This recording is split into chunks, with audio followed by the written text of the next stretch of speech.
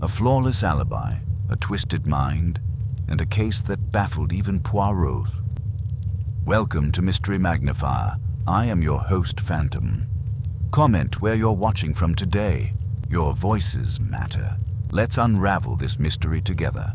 It was in the first week of September, when London has not yet decided whether it will cling to summer or surrender to autumn, that I found myself once more in the agreeable position of being both companion and chronicler to my old friend Hercule Poirot.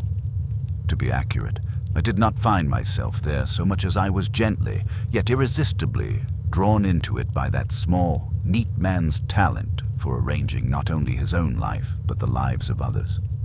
He had been suffering, he declared, from a famine of the interesting, and had therefore accepted with a mild condescension an invitation to spend a quiet fortnight at Ashdown Court.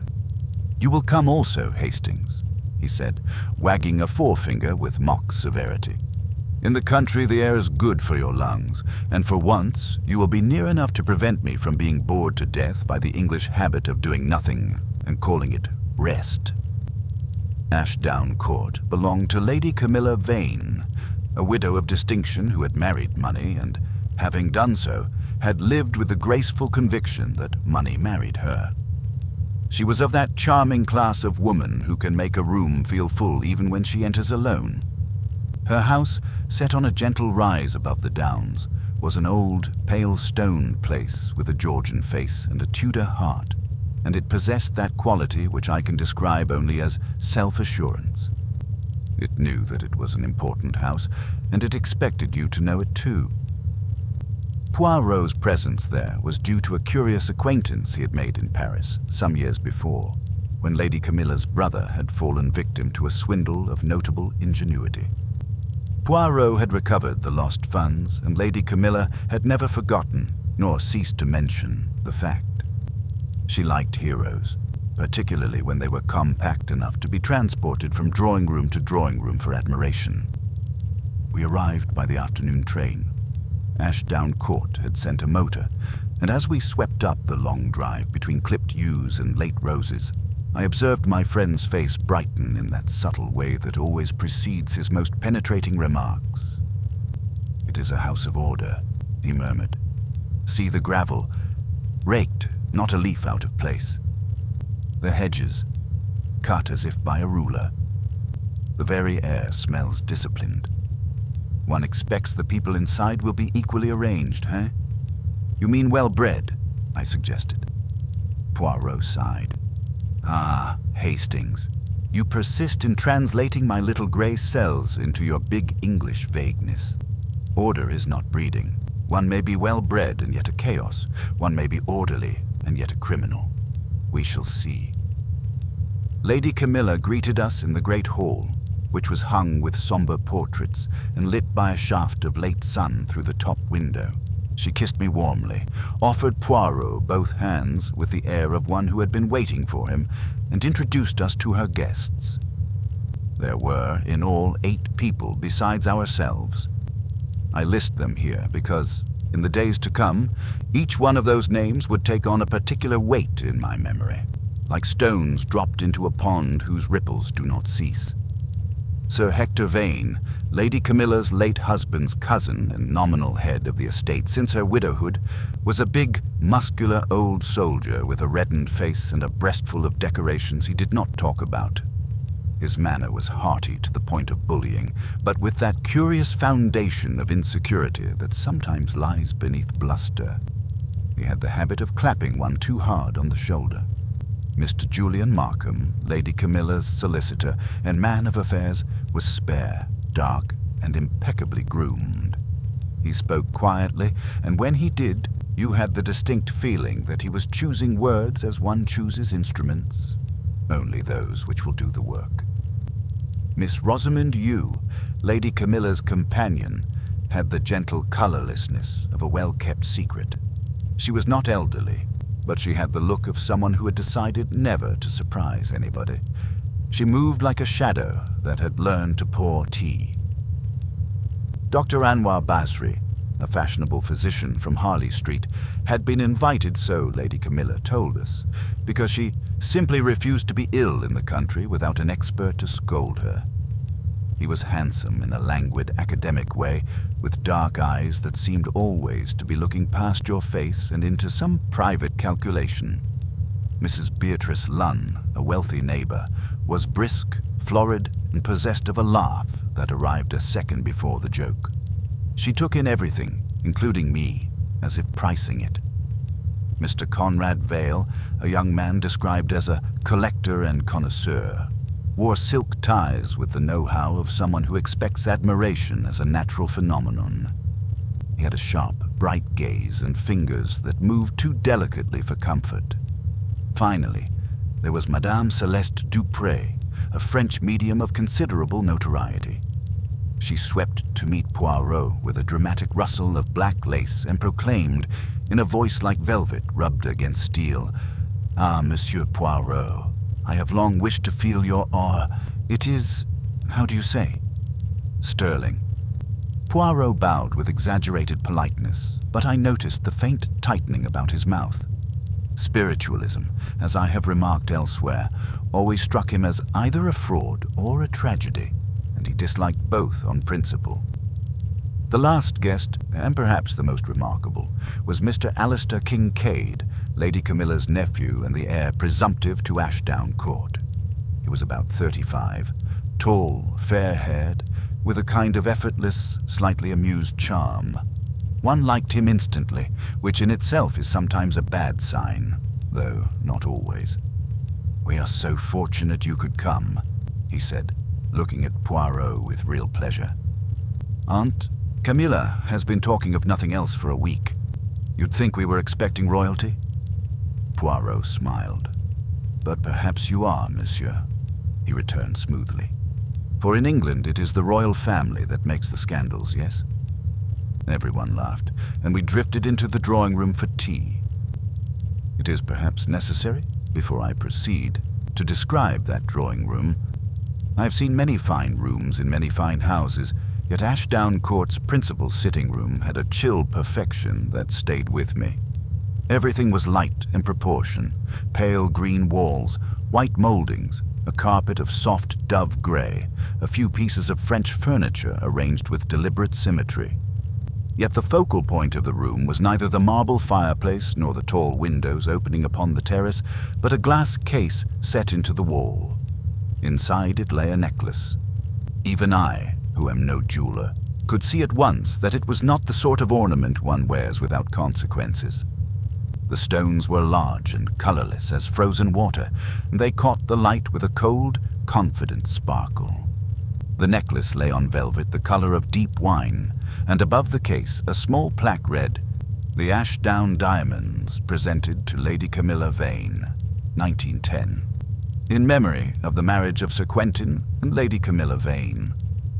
"A family treasure," Lady Camilla said, following my gaze. "Absurdly famous. People come to the house and look at it the way they look at a cathedral relic. It makes me feel like a priestess."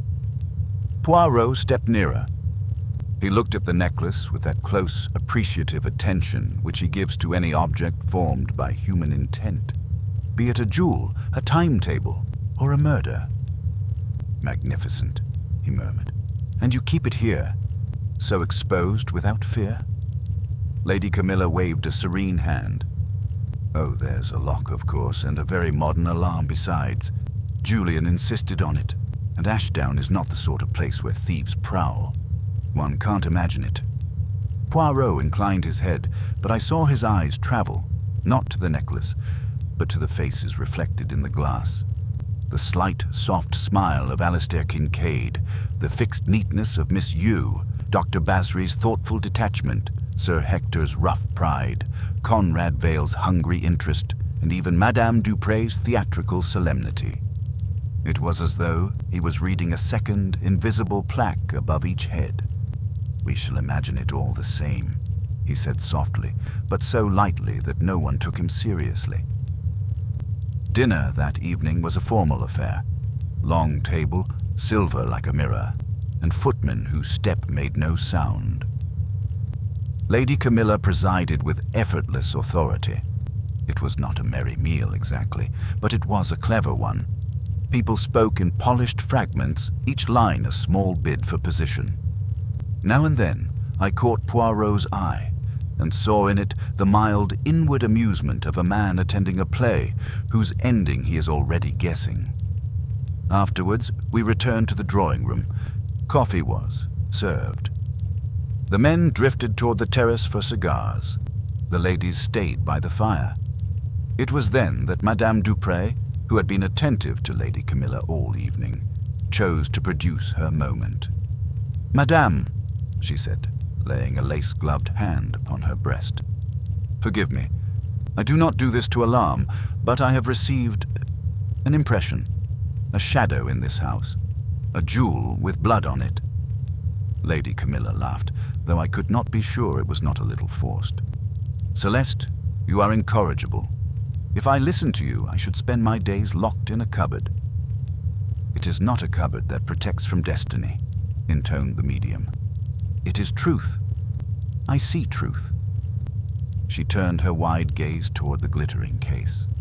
"Something will be taken, something will be lost, and there will be a cry in the night." "Does your truth come with dates?" Mrs. Lunn asked dryly. Madame Dupre shook her head, deeply offended. "The spirits are not railway clerks." At that, Sir Hector re-entered with a sniff of tobacco about him. "What's this?" he barked. "Spooking the ladies again? Dreadful nonsense. Camilla, you should not encourage it." Lady Camilla's eyes flashed. "I encourage whatever I please, Hector." There was a small silence. Poirot broke it politely. "Madame Dupre speaks, perhaps, of what might happen if the human heart is not at peace," he said. "Indeed, one should always listen to the human heart." Dr. Basri looked up quickly, as if surprised at the remark. Julian Markham's lips moved in an almost imperceptible smile. Alistair Kincaid said nothing, but his hand, resting on the back of a chair, tightened and loosened once. No one else noticed, but Poirot did. Later, when the party began to thin and people moved toward their rooms, I lagged a moment behind Poirot in the hall. "What do you make of our little gathering?" I asked. He was looking at a vase of white lilies on a side table. With fastidious care, he removed one brown-edged petal. "I make, mon ami, that everyone here is at pains to appear what they are not." "Oh, come, that's rather sweeping, isn't it?" "Is it? Lady Camilla wishes to appear untroubled. Sir Hector wishes to appear masterful. The solicitor wishes to appear neutral. The doctor wishes to appear indifferent. The companion wishes to appear invisible. The collector wishes to appear merely admiring. The neighbor wishes to appear amused. The nephew, he wishes to appear at ease. And are they not?" Poirot replaced the petal in the ashtray as solemnly as if it were evidence. "That," he said, "is precisely what I do not yet know." We retired. I remember, as I crossed the landing toward my room, hearing a faint laugh from somewhere below, low and brief, like a door shutting softly. I slept soundly. It was only in the grey hour just before dawn that I was dragged from my dreams by a sound so sudden and so piercing that for a moment I could not place it. A cry. Not the kind a person makes in annoyance or in surprise, but a raw, tearing cry that spoke of a mind snapped in two. I flung on my dressing gown and ran out. Doors along the corridor were opening. Faces were appearing, disordered and alarmed. At the far end of the hall, a maid stood rigid, one hand to her mouth. "It's her ladyship," she gasped. "Oh, God help us, it's her ladyship." Poirot was already there, neat even in haste, his eyes bright and awake. We followed the maid down the stairs and into the drawing room. The glass case was open. The velvet inside it was bare, and Lady Camilla Vane lay crumpled on the floor before it, one arm stretched toward the emptiness, as if even in death she were trying to restrain the loss. She was very still. Too still. Mrs. Lunn stumbled in behind us and gave a hoarse exclamation. Sir Hector swore under his breath. Miss Yu began to weep noiselessly into her hands. Dr. Basri knelt at once, felt for a pulse, and then looked up. "She's gone," he said quietly. Julian Markham's face had turned a shade of grey that matched the carpet. Alistair Kincaid stood as if carved, his eyes fixed not on the body, but on the open case. Madame Dupré whispered something in French that sounded like a prayer and a triumph combined. Poirot did not move for a moment. He stared at Lady Camilla, then at the empty case, then at the room, the ordered, elegant room now shattered by one grotesque fact. At last he spoke, not loudly, but with a distinct, terrible clarity. "Messieurs et mesdames," he said, "we have here not one crime, but two. The theft is plain. The murder will be less simple." He turned to me. "And you, Hastings," he added softly, "you will observe, and you will not this time be too sure too quickly."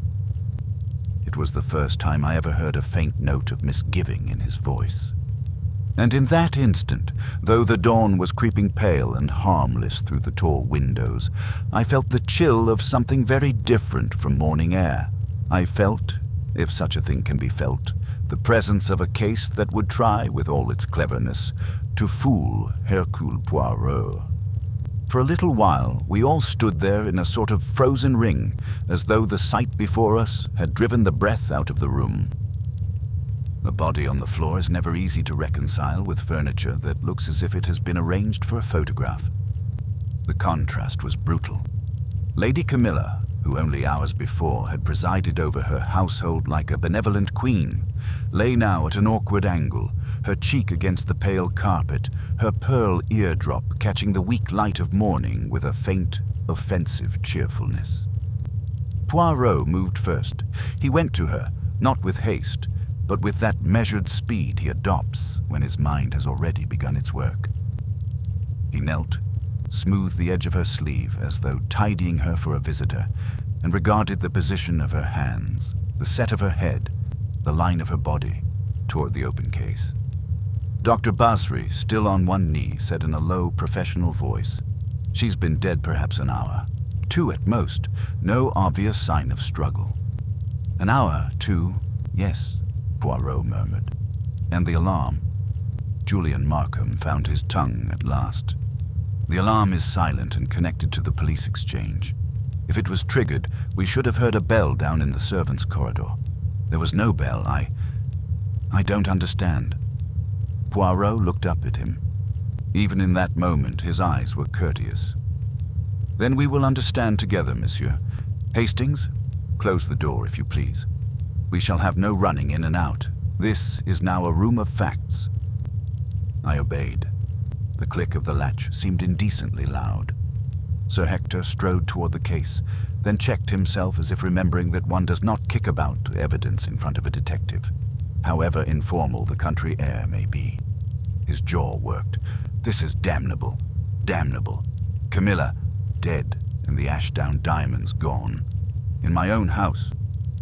"In Lady Camilla's house," Mrs. Lunn corrected sharply, and then, perhaps realizing the tastelessness of disputing ownership beside a corpse, pressed her lips together.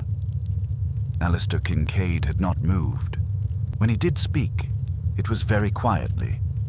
How was she found?" "The maid," Miss Yu whispered through her tears. "She came to open the curtains. She saw... Oh, my poor Camilla. She saw her on the floor and screamed." Poirot's glance flicked to the maid, who hovered by the wall as white as the lilies in the hall. "Your name, mademoiselle?" "Emily, sir. Emily Hart." "You came at what hour?" "At 6, sir. Same as always. Her ladyship liked the room aired before breakfast." "And the door, was it locked?" Emily shook her head. "No, sir. It was just closed. I knocked, but no one answered, so I came in." Poirot gave a tiny nod and rose. He took out his handkerchief, not to dab at emotion, but to open drawers without touching them. He examined the lock of the case, the small brass latch, the tiny keyhole. He did not pry or force. He merely looked as if a hinge might confess to him. Then, with a surprising gentleness, he went to the French windows and checked their fastening. They were locked from within. "No one came from outside," he said softly. "At least not by the obvious way." "Unless they had a key," Sir Hector snapped. "We will come to keys presently, yes." Poirot's gaze moved over the room. Nothing disturbed. No chair overturned. No ornaments displaced. Lady Camilla did not fight. She was surprised, or she was calm when she died. Calm? Mrs. Lunn gave a short laugh. If someone came to steal that necklace, she'd have screamed the roof down. Poirot regarded her. "Would she, madame? You knew her well." "We've been neighbors for years." "Then you know how she faced inconvenience?" Mrs. Lunn hesitated, caught uncomfortably in his mild stare. "She was brave. She could be composed, but still, composed, yes. That is a word of importance." Julian Markham ran a hand over his face. "We must telephone the police immediately." "Certainly," Poirot said. "But first, let us be sure of what we say, for the police will ask questions. Better to answer them with precision." He turned to Dr. Basri. "Doctor, you saw no wound?" "There's a faint mark on the left temple. It could be from a fall." Poirot knelt again, peering close without touching. "A fall, yes. But one falls for reasons. The mark is small. Perhaps she struck the edge of this table." He indicated the nearest small inlaid table beside her. "If she fell where she stood. If she was struck with something not very heavy. If she was poisoned. Then the doctor will tell us later. For now, we keep our little grey cells open." He rose and addressed us all with a gravity that somehow did not sound theatrical. "No one is to leave the house until the police come. You will all be so kind as to remain available. Hastings, go to the telephone in the hall and call the local constable. Say that there has been a death at Ashdown Court and that Hercule Poirot requests their presence. Be calm, but be clear." I went out, my mind still thudding with unreality, and did as he asked. When I returned, the group had shifted slightly. People had the aimless, shocked movements of sleepwalkers. Miss Yu had sunk onto a sofa with her face hidden. Mrs. Lunn stood stiff as a sentry. Sir Hector paced like a caged animal. Markham had sat at Lady Camilla's writing desk, staring at nothing. Alistair Kincaid had gone to the window and stood looking out across the terrace as though the lawns might offer an explanation. Poirot, meanwhile, had produced order out of chaos in the same way he always does, by beginning with the smallest, most practical things. He had asked a footman for a sheet, which he now covered Lady Camilla with, leaving only her head visible. Then he had quietly examined the carpet around her. "Hastings," he said abruptly, beckoning me. "Come here.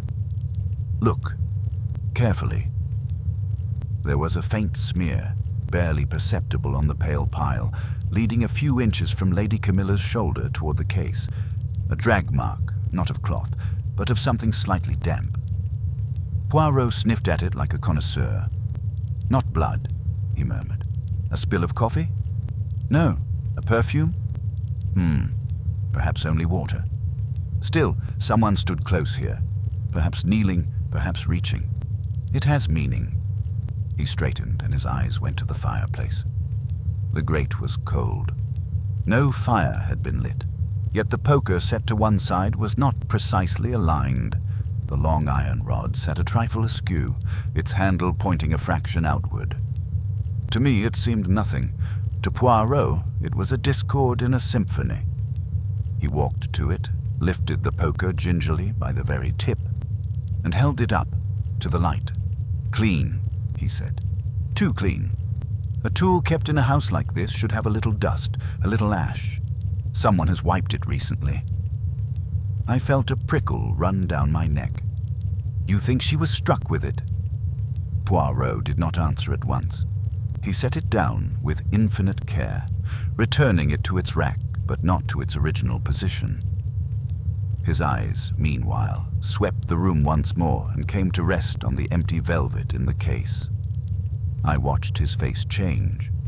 Not dramatically, but with a slight narrowing, as if a door in his mind had clicked into place. "Tell me, Hastings," he said lightly, though there was an edge beneath the lightness. "Last night, after we left this room, did you see anyone return to it?" I opened my mouth and found to my astonishment that I could not be sure. The house had been quiet. There had been that faint laugh I'd heard below. I dismissed it. Now, in the brittle morning, it seemed to echo sickeningly. "No," I said at last. "At least, I don't think so." Poirot nodded slowly as if he had expected that answer. "At Ashdown Court," he said, almost to himself, "everything is arranged to appear simple, but the simplest appearance may conceal the most careful trick. This affair, my friend, will not yield to the obvious." At that moment, we heard the crunch of wheels on gravel outside, and a few seconds later, heavy footsteps in the hall. The local police had arrived. Poirot drew a breath, adjusted the fall of his dressing gown as meticulously as if it were evening wear, and turned to meet them with the calm of a man stepping onto a familiar stage. "Now," he said softly to me, "we begin." Inspector Raglan arrived with the air of a man who has been pulled from breakfast and is determined to disguise the fact. He was stout, a little breathless from the climb, and possessed of that cheerful bluntness which the country police cultivate as a kind of uniform. Behind him came a constable carrying a leather bag and looking distinctly green about the gills at the sight of death in a drawing room meant for music and tea.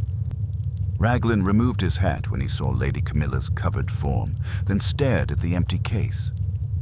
"Well now," he said, low-voiced but intensely practical, "this is a nasty business.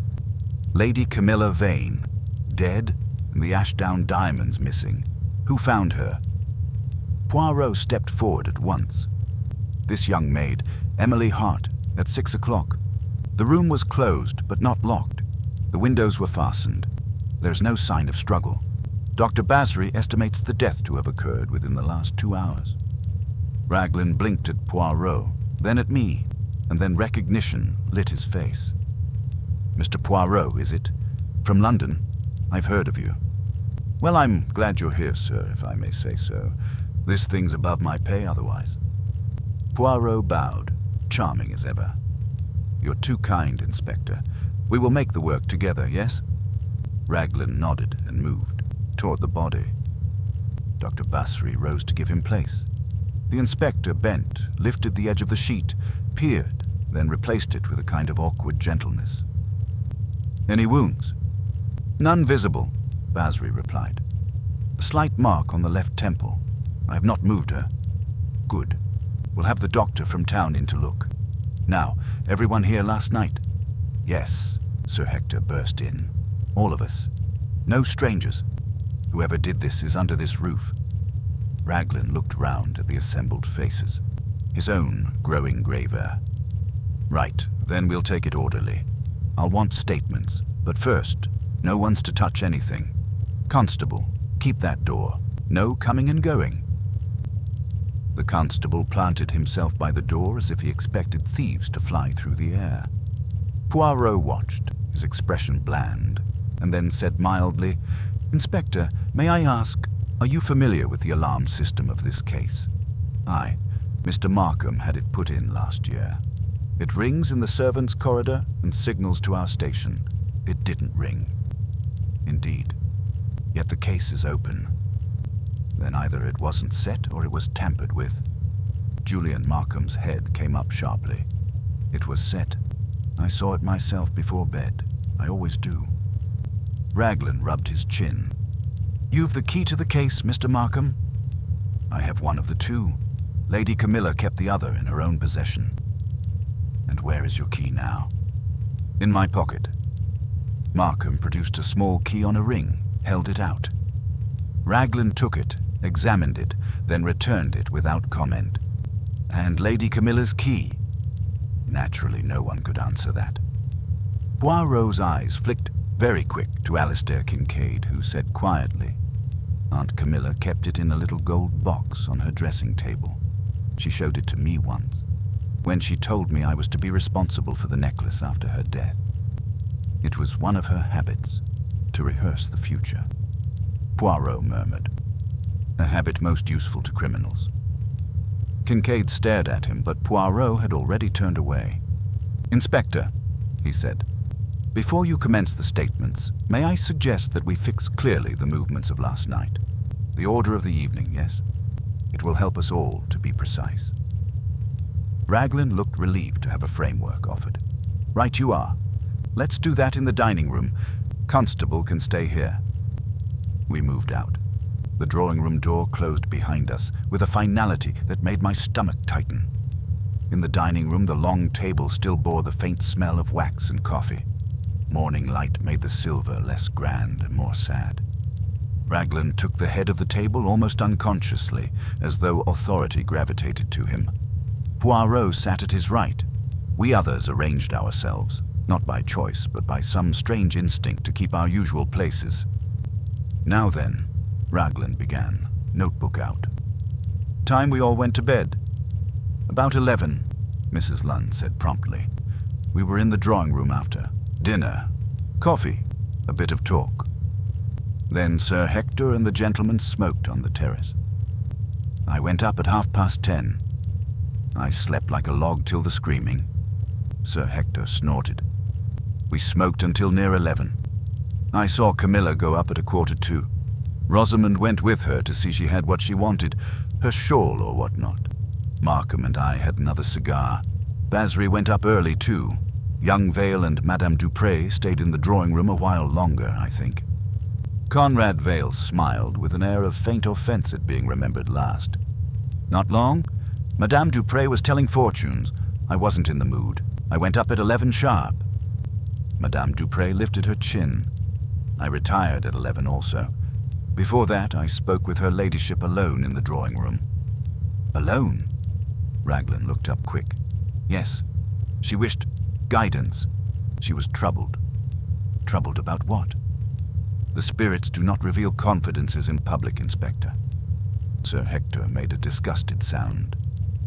Poirot said softly, "Nevertheless, madame, perhaps you may tell us whether Lady Camilla feared something for herself, or for the necklace."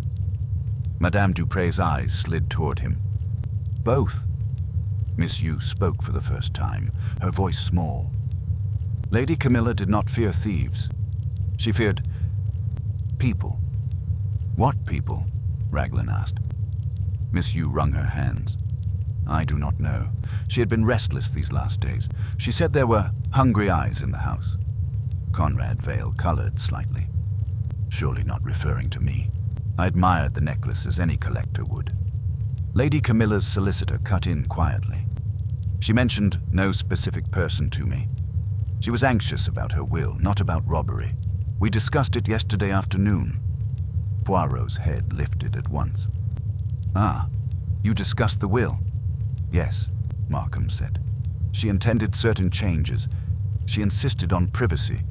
If you think these matters bear on her death, they bear on everything," Poirot replied. Dr. Basri, who had been sitting with folded arms, spoke now in his detached tone. "I saw Lady Camilla after dinner. She complained of a headache. I gave her a mild sedative. She would have slept soundly." "A sedative." Raglan's pen scratched fast. "When was this?" "About 10:15, in the hall. She asked for something to soothe her. I offered her a draught. She took it there and then." Poirot's eyes narrowed slightly. "You administered it yourself?" "I handed her the glass. She drank it. I'm quite certain." "And after that, you went to your room?" "Yes. I read for a time. I was asleep before 11. Poirot looked to Alistair Kincaid. "And you, monsieur, when did you retire?" Kincaid's smile was easy. 10:30. I had a headache myself. I remember hearing Sir Hector's laugh on the terrace as I went up. I didn't leave my room again. Poirot said gently, "You did not go down later. For a book? For a glass of water? To see if your aunt was well?" "No." Kincaid's eyes flicked away a fraction. "No, I did not." Raglan sat back. So between about 11 and 6, all of you were in bed. No one heard or saw anything. A chorus of denials. Any of you got keys that open the drawing room windows? It's French windows, Sir Hector said impatiently. They're bolted from inside. You could open them if you were already in the room, sure. But from outside, not unless you broke in. And no one heard breaking glass? No. Raglan drummed his fingers. Then it's someone inside, with a key to the case, and somehow the alarm didn't sound. That about it. Poirot's voice came softly, almost kindly. Inspector, we must be careful not to choose our culprit too quickly. There are still small facts to arrange. For instance, who knew of the sedative? Who knew of the will? Who knew where Lady Camilla kept her key? He looked down the table as he spoke, letting each question drop like a pebble into still water. I saw, with a faint shock, that the ripples were not the same in every face. Miss Yu went paler and clutched her hands tighter. Markham's jaw set. Dr. Basri's gaze became suddenly alert. Mrs. Lunn sniffed and sat straighter. Sir Hector flushed. Conrad Vale's fingers tapped a restless rhythm on the table edge. Madame Dupre's mouth curled in a tiny, knowing smile. And Alistair Kincaid, still charming, still composed, had, for just 1 second, the look of a man who has been reminded of something he hoped had been forgotten. Poirot saw it too. He said nothing. He merely adjusted the angle of his chair a shade, as if bringing a picture into better view. Outside, a clock somewhere chimed the half-hour. The sound seemed to slice the air between us. Raglan cleared his throat. Right. I'll take you one by one in the library for proper statements. Mr. Poirot, you're welcome to sit in if you want. Poirot inclined his head. With pleasure. As Raglan began to call the first name, Poirot leaned toward me and murmured very low, "Observe still, Hastings. The murderer is not the one who is loudest with fear. It is the one who is loudest with calm." Raglan began with Sir Hector, perhaps because the man's bulk and bluster seemed to demand priority. We filed into the library, a somber room lined with dark books and smelling faintly of leather and pipe smoke. The inspector took the desk. Poirot placed himself a little to one side, where he could see without seeming to stare. I sat near the window, notebook in hand, more from habit than utility.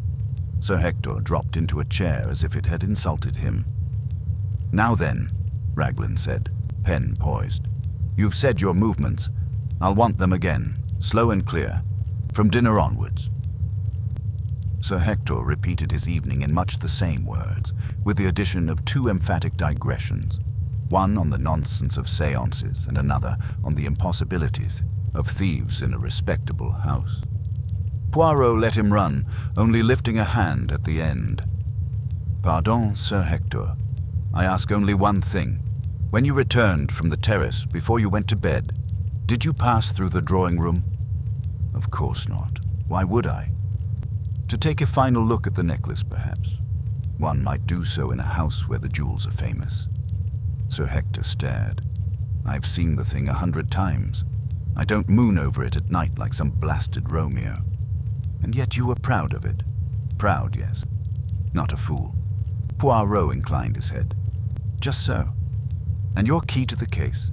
"I haven't got a key. Markham's got one. Camilla had the other. But you have keys to other parts of the house. A master key for emergencies. All the Vane men have had it for generations. And where is it kept?" "In my room, always." Poirot's eyes did not leave him. "May I see it?" Sir Hector's nostrils widened, but he complied, producing a heavy iron key on a ring. Raglan scribbled. Poirot asked mildly, "You did not use it in the night?" "Damn it, no." "Thank you." Sir Hector left with a kind of offended dignity, and Mrs. Lunn came in briskly, as though determined to show that tragedy could not disorder her schedule. She offered her statement crisply, almost with pleasure at the sense of importance. "I'll tell you what I think," she said before Raglan had finished. "That fellow Vale is a wrong 'un, Eyes like a ferret. Didn't take his hands off that case all evening, if you ask me. Poirot's voice was soft as a hand on silk. Madame, when you say you did not leave your room again after 10:30, are you absolutely sure? She sniffed. What would I want to leave my room for?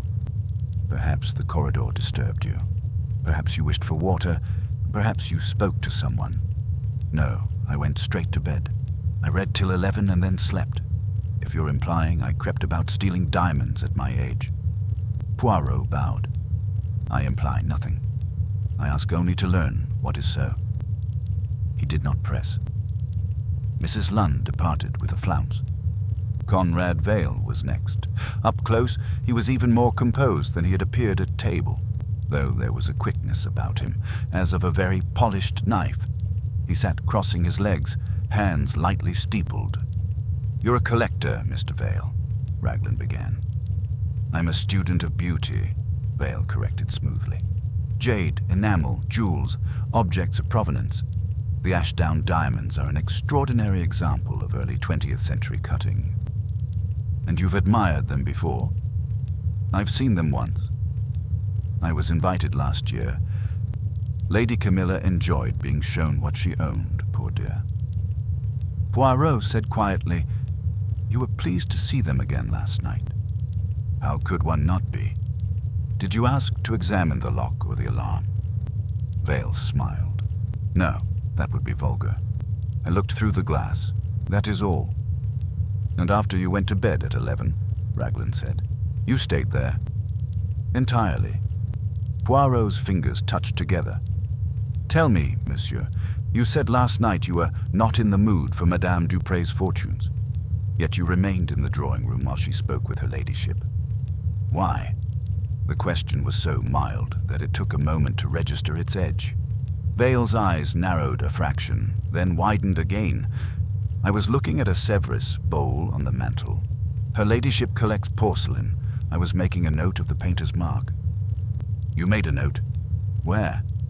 In my pocketbook. Poirot leaned forward slightly.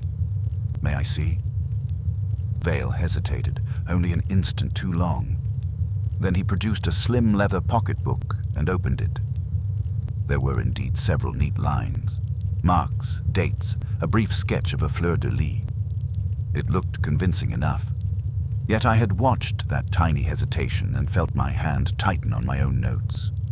Poirot thanked him, asked no more, and Vale went out looking faintly affronted by the intrusion into his elegance. Madame Dupre entered as if she were arriving on stage 5 minutes late for her own applause. She sat heavily, black lace sighing about her wrists. Madame, Raglan said, a touch of impatience showing, you were with Lady Camilla alone in the drawing room after coffee? Yes. At what time? Perhaps 10:45. I do not watch clocks when spirits are near. Poirot smiled politely. But you do watch faces, madame. Lady Camilla was troubled, you said. How did she express it? She feared betrayal. She spoke of someone close, someone who wanted what was not theirs. Did she name this someone? Madame Dupre shook her head slowly. She said only, I have made a decision, and it will not be forgiven. A decision? Raglan repeated. Yes, about money, about the family. She wept. Then she thanked me and went upstairs. Poirot's voice was gentle but firm. Then you left the room. Did anyone enter after you? No. I went straight to my bed. I'm not young. I was tired. Madame, Poirot said softly. Last night you said you had seen a jewel with blood on it. Do you say now that you truly foresaw a crime from the spirit world? Her reddened lips curved. Must you mock me, Monsieur Poirot? I saw what I saw. If you prefer to call it intuition, then call it that. But there was danger. I felt it. And yet you did not warn the household. Did not suggest the necklace be removed. I did warn them. They laughed. Poirot bowed as if accepting a point, but I noticed his eyes were already elsewhere, as though that answer had been filed away under a label. Miss Yu was pale and trembling when she came in. She seemed to shrink into the chair, hands twisting in her lap. Raglan's bluntness softened in the face of genuine grief. "Take your time, miss." She told her story in a small, obedient voice.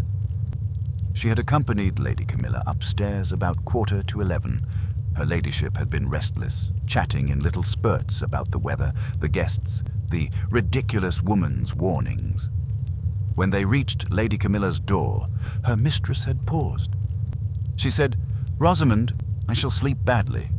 These days one pays for peace in advance." I asked if she wanted Dr. Basri.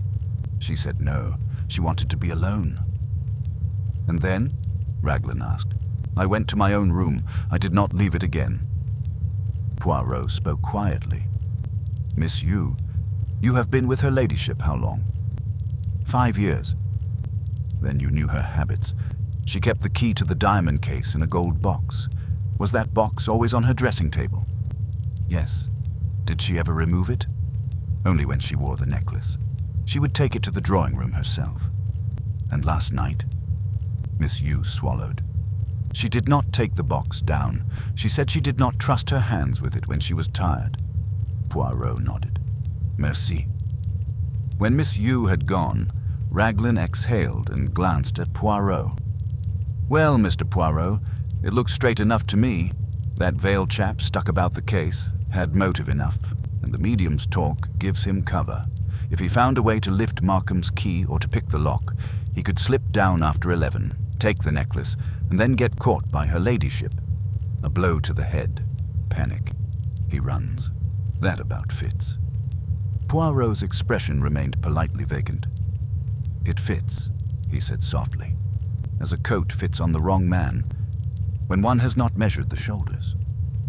Raglan frowned. "You think it's not veil?" "I think only that we must keep our minds tidy. There is still Dr. Basri, there is still Mr. Markham, there is still Monsieur Kincaid, and there is still the matter of the alarm which did not sound." Raglan bristled slightly. "Alarms fail sometimes." "They fail," Poirot replied, "when people wish them to fail." He rose. "Now, Inspector, if you permit, we will hear the doctor." Basri entered, looking very much the calm professional, but there was a subtle tension about him now, as if he had decided to be careful in a way he had not expected to need. He repeated his giving of the sedative with exactness. Poirot asked him, almost conversationally, "Doctor, you prepared the draft yourself?" "Yes, a simple bromide mixture. I carry a small case. I did it in the pantry with hot water from the urn." "Who saw you?" "No one. I was alone." "Ah." Poirot's eyes were thoughtful. "So no one can confirm the dose, the time, or even that the draft was taken?" Basri stiffened. "Lady Camilla took it in front of me."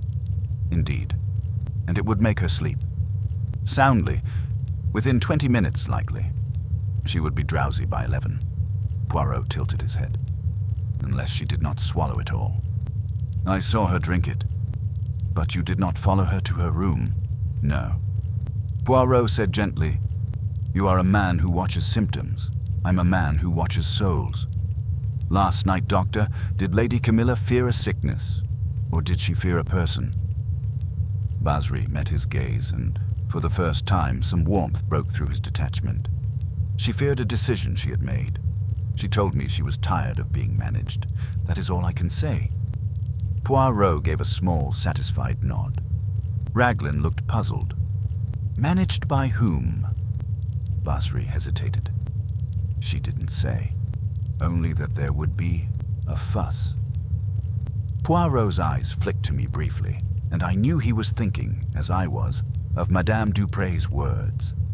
"I have made a decision, and it will not be forgiven." The interviews continued. Markham was called next, and I saw, even before he spoke, that he was fighting to keep his composure. Yet he did keep it. Carefully, almost too carefully, explaining the will discussion, admitting Lady Camilla's intention to alter it, and insisting that no one else had been told. He could not, however, say exactly what the alterations were. Privilege, he reminded us. Confidentiality. Poirot listened without comment, but when Markham mentioned checking the alarm at midnight as part of his nightly round, I felt Poirot's interest sharpen like a needle. "You checked it at midnight?" Poirot repeated. "Yes, I often do. It was set. The small green light was showing. And after midnight, you did not return to the drawing room?" "No." Poirot smiled faintly. "It is good to be so certain." At last, Alistair Kincaid's name was called, and as he stepped in, easy and handsome even after a sleepless dawn, I felt the temperature of the room change by a degree. He sat, met Raglan's gaze, and then looked to Poirot. "I suppose you'll want to know my evening again." "Yes," Raglan said, "and anything else you think matters." Kincaid told it neatly. Poirot waited until he finished, then said very softly, "Monsieur Kincaid, you said you did not leave your room again last night, yet you also said you had a headache. What did you do for it?" "Nothing. I went to bed." Poirot nodded. "No powders? No water? No visit to the doctor whose room is only a corridor away?" "No." Poirot's eyes were kind, but unrelenting. "And you did not, in the night, go to see your aunt, even though you knew she was anxious?" Kincaid's smile faltered. "I didn't think she wanted company." "Or perhaps," Poirot murmured, "you feared she did." There was a silence that seemed to swell like a held breath. Raglan cleared his throat sharply. "That'll do for now. You can wait outside." Kincaid left, still composed, but I saw his hand brush the door frame as he passed, as if grounding himself. When the door closed, Raglan stared at Poirot. "What was that?" Poirot did not answer at once. He sat looking down at his folded hands as though they were a map. "Inspector," he said finally, "you see, already a thief. Perhaps you are right, but I see also a family turning upon a hinge. Lady Camilla made a change. Someone knew, someone feared, and someone arranged the night so that when she rose, or did not rise, the case would stand open and mute like a liar." He rose, reaching for his hat, neatness reasserting itself. "Now, if you will allow me a small liberty, I will go to Lady Camilla's room. There are answers there which will not be found in your notebook." Raglan hesitated only a second, then nodded. "All right, but don't touch anything." Poirot gave him a little bow that was half promise, half amusement. "Touch? I shall only look. It is my speciality, Inspector." And with that, he went out, leaving me with the uneasy sense that the first easy shape of the case, the obvious thief with hungry eyes, was already beginning in Poirot's mind to crack at the edges. Poirot's feet made scarcely a sound on the stairs. For all his impatience with disorder, he had the odd gift of moving through troubled houses like a cat, silent, intent, and apparently instinctive in choosing the right door before he reached it. Lady Camilla's bedroom lay at the end of the east corridor, its door ajar now under the blunt authority of the police. A maid stood wringing her apron nearby, red-eyed, and stepped aside as we approached. Poirot paused on the threshold. He did not enter at once. He looked, first at the door, then at the lock, then at the strip of carpet just inside the room. His head tilted a fraction. "Observe, Hastings," he murmured. "When one wishes to conceal a thing, one often hides it in the first place where another would look. But when one wishes to conceal a movement, one forgets the floor." The room was, if possible, even more exquisitely arranged than the drawing room. Pale chintzes, a tall four-poster, a dressing table with silver brushes in a line as straight as a soldier's spine. Yet there was a little more humanity here. A vase of late asters, a shawl folded on a chair, a small stack of books on a low table. Poirot went to the bedside first. The coverlet was turned down on one side only, and the pillows were scarcely disturbed. "She did not sleep," he said softly, "or she slept very little." "How can you tell?" I whispered. He tapped the sheets. "See the crease, untouched. The pillow, no hollow. If she lay down, it was not long. She rose again quickly, or she never lay down at all." He crossed to the dressing table. On it stood a little gold box, perhaps 3 inches across, engraved with forget-me-nots. Its lid was open. Inside was a niche lined with blue silk, empty. Poirot did not touch it. He bent very close, like a jeweler examining a flaw, and inhaled. "A faint scent of lavender," he murmured. "Her ladyship's habit. She kept the key here, yes, and someone has removed it. Surely the thief took it when he took the necklace. Perhaps, but let us not call him a thief yet. Let us call him a person who wished the key elsewhere." He nodded toward the carpet by the dressing table. There were little dark specks, scarcely visible, as if something damp had dripped and dried. "What are those?" I asked. "Water, I think, the same as the smear in the drawing room. Someone came here. Wet hands, wet cloth, perhaps a glass that sweated in the heat of the room. It was set down, then taken away." He straightened. His gaze roved, collecting details as a magnet collects pins. On the low table beside the window lay a man's handkerchief. I saw it at once because it was not of Lady Camilla's sort. Coarser, white with a thin blue border. Poirot's eyebrows rose. "Ah," he said, "this is interesting."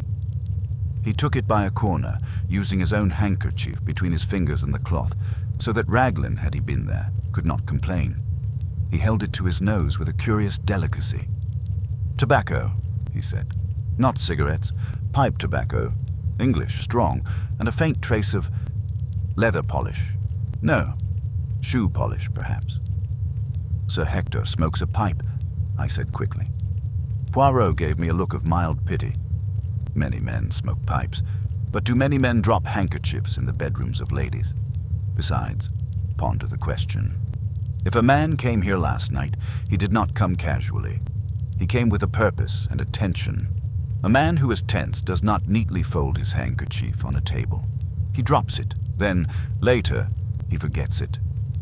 You think someone visited Lady Camilla after she went up? I think it is almost certain. But she told Miss Yu she wished to be alone. And perhaps she was not obeyed, Hastings. Or perhaps she herself did not obey her own wish." He moved to the fireplace. There were no ashes, but a little pile of charred paper had been swept into the grate, as if someone had burned something in a hurry without lighting a proper fire. Poirot crouched, peered, then with tweezers from his pocket case picked out a fragment no bigger than a pinhead. He rolled it between finger and thumb.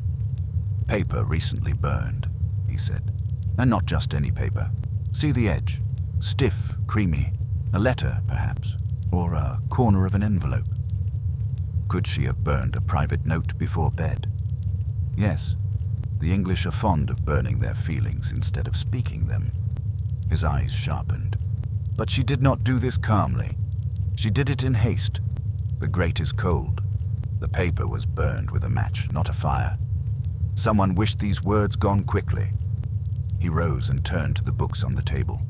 The top volume lay open, face down, its ribbon marker trailing. "The Duchess of Malfi," he read. "Ah, tragedy. It is always the right shelf when death is near." He flicked a page, then paused. Something had fallen from between the leaves, a small, pale slip. He caught it before it touched the carpet. A prescription label. He read it.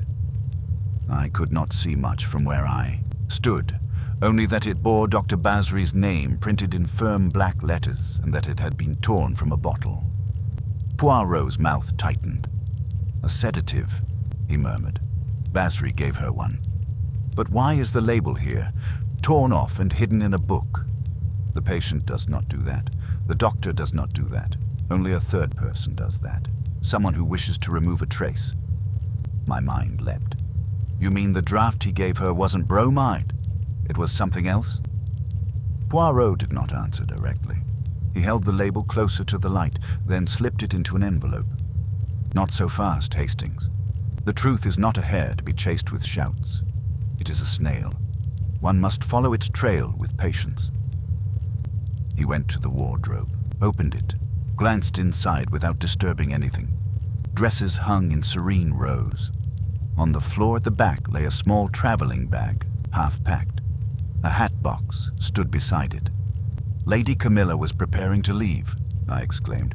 To go somewhere, to send something somewhere. Yes, one does not half-pack for amusement, unless one is interrupted. He closed the wardrobe and looked for a long moment out of the window. The terrace below was empty now, save for a gardener standing uncertainly among the rose beds, not daring to go about his work while the house was full of policemen and whispers. "What do you see?" I asked, feeling oddly as if I should see it too. Poirot spoke quietly. "I see that last night Lady Camilla expected a confrontation. She was restless. She took a sedative, or pretended to. She burned a letter. She prepared to depart. She kept her key in its box until someone came to take it, and after that, she went downstairs. To the drawing room. Yes, at a time when she ought to have been asleep. Why? Because someone summoned her, or because she summoned someone." A knock came at the door. Inspector Raglan's voice, thick with impatience, sounded from the corridor. "Mr. Poirot, I've had the local doctor finish. He says it was poison, prussic acid most like, quick as a shot, and there's this, came out of the girl's apron when she fainted. You'd best see it." Poirot's head lifted. For the first time since dawn, I saw in his eyes a flash of cold excitement. "We come," he said. We went out. Raglan stood in the corridor, holding a small object on his palm, as if reluctant to touch it even now. It was a little gold key. Lady Camilla's key to the diamond case. Poirot took it by its tip, turned it once, and then looked at Raglan with a gentleness that somehow made the inspector uneasy. "You found this in the maid's apron?" "Aye. She swears she knows nothing about it. She collapsed when we questioned her, but there it is." Poirot's gaze slid past Raglan to the pale, shaking girl at the far end, supported by another maid. Emily's eyes were wide with terror and bewilderment. Poirot said softly, "The key has been planted." Raglan scowled. "Planted? By whom? Why?" "Because," Poirot replied, still very gentle. "Someone wishes the case to appear simple. A maid who steals, a thief who panics, a blow to the head. It is a story made for the police, but the poison and the planted key are for me, Inspector. They say, this is a game." Raglan opened his mouth to protest, but Poirot raised a hand. "Do not yet arrest your maid. First, let us ask, who had time to put the key in her apron? Who knew she would be the one to find the body? Who wished the diamonds to vanish, yes, but wished also for Lady Camilla to die in such a way that no struggle would be heard?" He looked down at the key again. Then, very slowly, he smiled. Not with amusement, but with a kind of admiration for an opponent who has moved cleverly. "Ah," he murmured, "the case that fools Poirot. It begins to show its face." It was perhaps an hour later, though in that house time had ceased to move in the ordinary way, that Poirot asked Inspector Raglan that we should all meet once more in the drawing room. The body had been removed. The room, though scrubbed of its most dreadful physical fact, still retained the air of a stage after the curtain has fallen on tragedy. Chairs slightly unsettled, the glass case yawning open like a mouth that could not be persuaded to close, and that pale swathe of carpet where Lady Camilla had lain, seeming to hold the faint outline of her absence. The household gathered in a hush. Sir Hector looked rougher than ever, as though grief had made his skin too tight for his skull.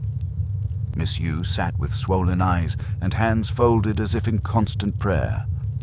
Dr. Basri stood by the mantel, proud and tense, his professional detachment now strained near to snapping. Conrad Vale watched everyone in turn with a glittering impatience, like a man who expects to be wronged by the world and is preparing his defense in advance. Mrs. Lunn whispered to no one, lips pursed, her whole expression a commentary. Madame Dupré occupied an armchair in a manner so funereal that the lace upon her sleeves seemed to sigh. Julian Markham waited near the window, neat, pale, and composed with the exactness of a man who believes self-control to be his strongest armor. And Alistair Kincaid, Alistair charming, Alistair amiable, leaned against the back of a sofa, a hand in his pocket, looking as though he were the one who might best comfort the rest. Raglan cleared his throat, loudly enough to remind the gathering that police existed. Poirot did not begin at once. He walked to the glass case, shut its door gently, and locked it with the little gold key. The click was a small sound, but in that room it seemed to settle something. "Mesdames et messieurs," he said quietly, "we are here because the truth is a thing of order. Without it, your house, your lives, will remain a disorder forever." Sir Hector made an impatient movement. "If you mean to accuse someone, for God's sake get on with it." Poirot turned his head placidly. "I will accuse no one until the little grey cells are satisfied, but I will tell you what happened. You will see then why one person among you must answer for it." He looked from face to face, not dramatically, but as a gardener might look over plants he has been studying for days. "First, let us put aside what the murderer wished you to see. You were meant to see a robbery by a stranger, or by a simple thief within the house. You were meant to see a panicked blow, a girl with a key in her apron, a greedy collector with hungry eyes. It is a neat story. It is also a false story." Conrad Vale drew a breath to protest, but Poirot lifted a hand. "You may be greedy, monsieur. Many men are. But greed alone does not make a murder that is planned like a clock. Consider the first deception, the key in Emily Hart's apron. Emily found the body at 6 because that is what she always did. Who knew her habit? Everyone who had access to her apron when she was in shock. Miss Yu, yes, and Dr. Basri, who gave her a draft, and Monsieur Markham, who came to question her. Therefore, the key proves nothing except this: someone wished to point your eyes away from themselves." Miss Yu gave a little sound, almost of relief. Dr. Basri's jaw tightened. Markham did not move. "The second deception is the alarm. The case is wired. It did not ring. That cannot be accident, because the lock was not forced. The alarm was rendered silent, not by a thief with a hairpin, but by someone who knew it, saw it, and had time to prepare." Poirot nodded toward Raglan.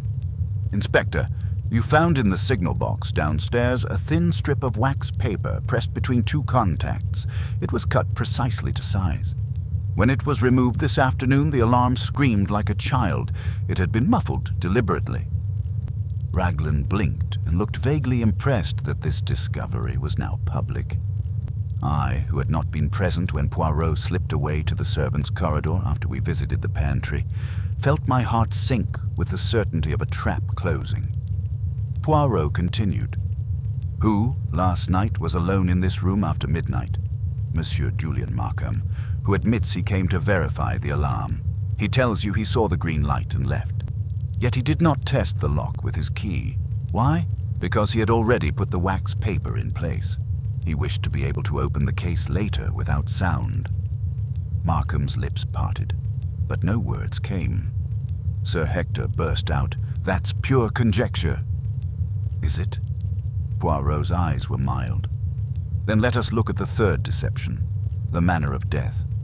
Lady Camilla did not die by being struck. The mark on her temple was to mislead you. The poker in the drawing room was wiped too clean, yes, but not because it had killed. It had touched. It made the little bruise after death. It was a prop. She died by prussic acid. Cyanide. Quick, silent, leaving no struggle. Such a poison. Has a smell, people say, of bitter almonds. It is a smell not everyone notices, but I noticed." He turned slightly. "When I came into this room at dawn, I saw a faint spill beside her shoulder. Not blood, not coffee. Water. Later, in her bedroom, there were similar drips near her dressing table. What does that say? It says that her ladyship rose in the night, washed her hands, prepared to go out, or to do a thing, then took water with her. In the pantry, I found an empty glass, rinsed hastily. It held still the faintest odor of almonds. And beside the sink, wrapped in a cloth, a small stopper with the same smell. The murderer had cleaned his cup but could not clean the air. He had poured the poison into a drink. Dr. Basri's eyes widened slightly. Poirot, if there was prussic acid in the pantry, perhaps someone took it from my case. Exactly, Doctor. Your case was the convenient source, but you did not deliver it. Your sedative to Lady Camilla was real, mild, harmless. She could have slept, but she did not. She was too troubled. Poirot's voice softened a fraction. Lady Camilla had made a decision. She had discovered that money had been managed in ways she no longer accepted. She told Dr. Basri she was tired of being managed. She told Sir Hector she would place the estate in trust. She spoke to Madame Dupré of betrayal. She half-packed a traveling bag. She burned a letter. She intended to go to London this morning to see her bankers and sign the new will herself. Above all, she intended to take the Ashdown diamonds with her for safekeeping. She had done so once before, quietly, when rumors of unrest reached her. Miss Yu told me she was afraid of hungry eyes. Lady Camilla was not afraid of strangers. She was afraid of someone close. Poirot looked very steadily now at Julian Markham. Monsieur Markham was the only person to whom she spoke at length yesterday of her will, and he was the man most threatened by it. For some time, Poirot went on calmly, there has been a slow bleeding of the Ashdown accounts. Not huge sums, no, little sums. The sort that disappear easily into fees, into investments, into clever papers. A solicitor with access and skill could do it for years. Lady Camilla had begun to suspect. She asked for statements from London. She said to Monsieur Markham that changes must be made. She would no longer be guided like a child. And Monsieur Markham, who had built his comfort on her trust, saw the ground vanish under his feet. Markham found his voice at last, a thin line of indignation. This is outrageous. No, monsieur, it is accurate. Last night, while you checked the alarm, you disabled it. You unlocked the case. You prepared an easy theft. After that, you waited. Toward dawn, Lady Camilla rose, still dressed in her nightgown but with a shawl, intending to remove the necklace quietly and place it in her traveling bag. She came down here alone. She opened the case with her key. You were waiting in the shadow of this doorway because you had guessed her intention from the half-packed bag and from her words. You offered her a drink. Water, perhaps, as one offers to a lady who looks pale and tired. It was already laced with prussic acid taken from Dr. Basri's case earlier in the evening, when the doctor prepared his sedative in the pantry. She drank. Perhaps she took only a mouthful. It was enough. She died swiftly, without cry. You then took the necklace, your robbery, and, to make the scene look like a panicked assault, you struck her lightly with the poker and wiped it clean. You locked the case again. You planted her key in the maid's apron to give the police a simple villain, and you returned to your room, where you could later say, with perfect correctness, that you had never left it after midnight. Poirot's tone was still polished, almost kindly. Only the pitiless logic beneath it made the room feel smaller. Markham's face had gone a curious color, neither pale nor red, but a chalky gray. That is a fantasy, he said, but it was not convincing even to himself. Poirot stepped toward him. Is it a fantasy that you went to the pantry this morning when Emily Hart was there? Is it a fantasy that you moved among the servants asking questions while her apron hung on a chair? You could slip the key into it while speaking. No one would notice. They were looking at your face, not your hands. You counted on that. And is it a fantasy that the diamonds were not taken far? Inspector Raglan has searched your luggage. He found them wrapped in a deed packet inside your legal valise. You intended to carry them to London, to place them in safe custody on behalf of the estate. What an impeccable solution. The man who steals also volunteers to safeguard. Raglan, somewhat red in the face, produced the valise and shook out the velvet bundle. The diamonds spilled onto his palm, cold and glittering, indifferent to the human catastrophe that had accompanied their journey. A gasp went around the room. Miss Yu buried her face in her hands. Sir Hector swore a low oath. Mrs. Lunn sat rigid, triumphant and appalled at once. Madame Dupre murmured something in French that sounded very like, "I told you so."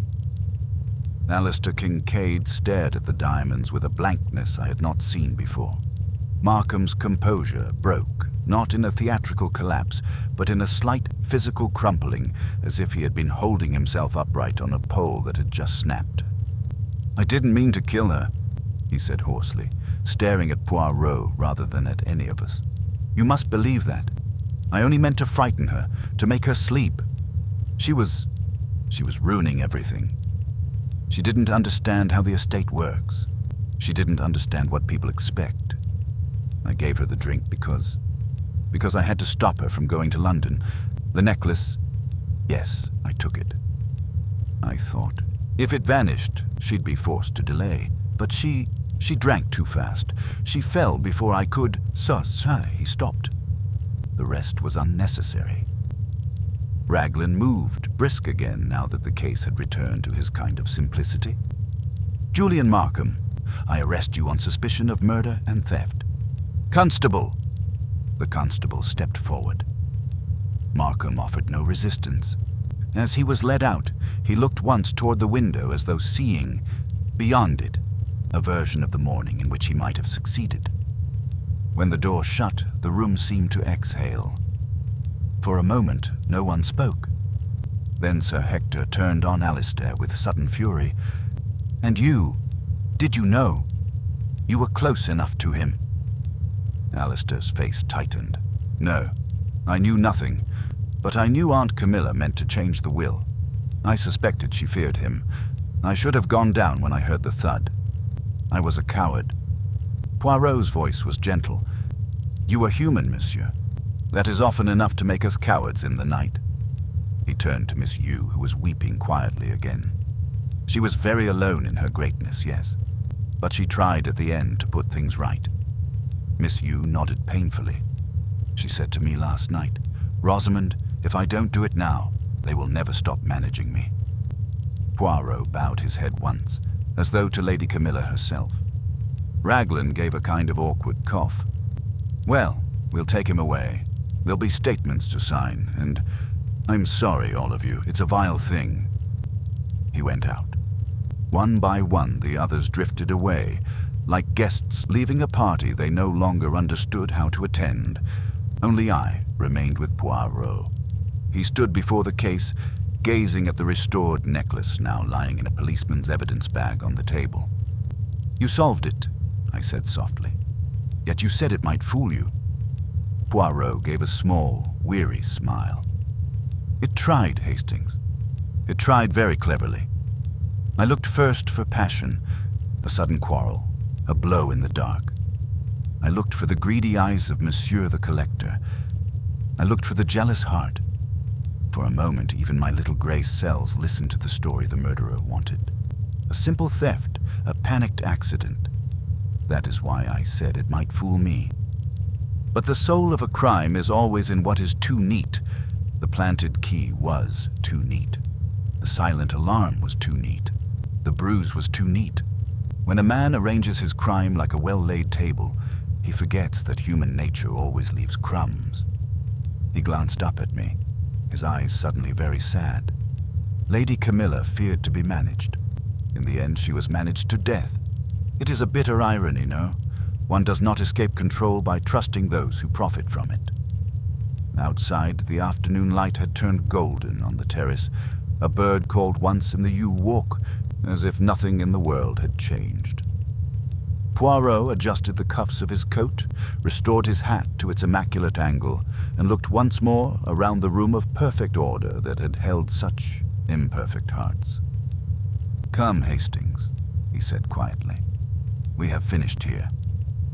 As we walked toward the hall, he added, almost as an afterthought, "And next time you hear a laugh in a quiet house at night, mon ami, do not dismiss it too quickly. The house is sometimes laughing at us.